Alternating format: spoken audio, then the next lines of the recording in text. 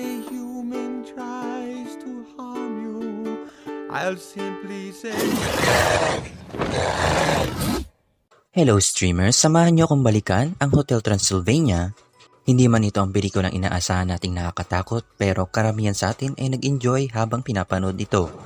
Ano kaya ang mga nakatagong detalye na nalagpasan mo?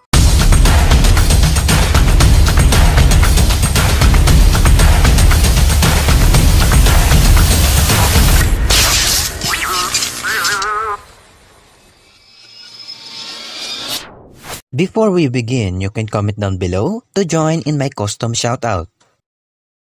Si Dracula na binoseso ni Adam Sandler ang nagmamay-ari ng hotel at siniguro niya na ito ay malayo sa mga tao matapos mangyari ang insidente sa pagitan nila kung saan doon namatay ang kanyang asawa na si Martha na binosesan ng asawa ni Adam Sandler na si Jackie.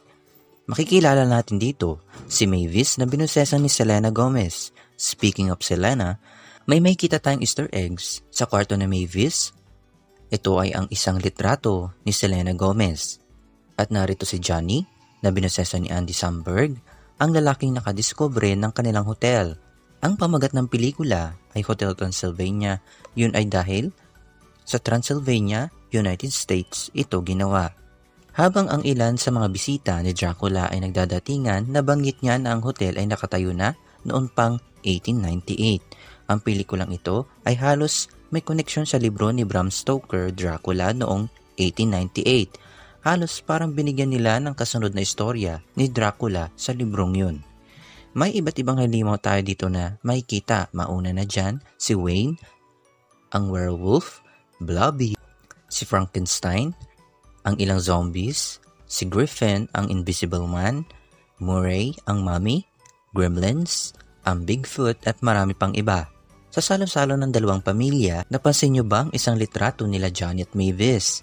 Pero hindi natin makita si Mavis, yun ay dahil siya ay isang vampira.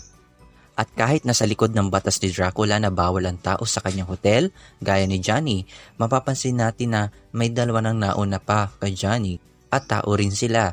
Yun ay si Quasimodo at si Invisible Man. Click a video for more great Tagalog content. Hit the subscribe button. Don't forget to open your notification bell. Dito lang yan sa Mstream. Thanks for watching. Let me just try and get him out real quick. Oh, that is the most disgusting thing I've ever seen! Almost get...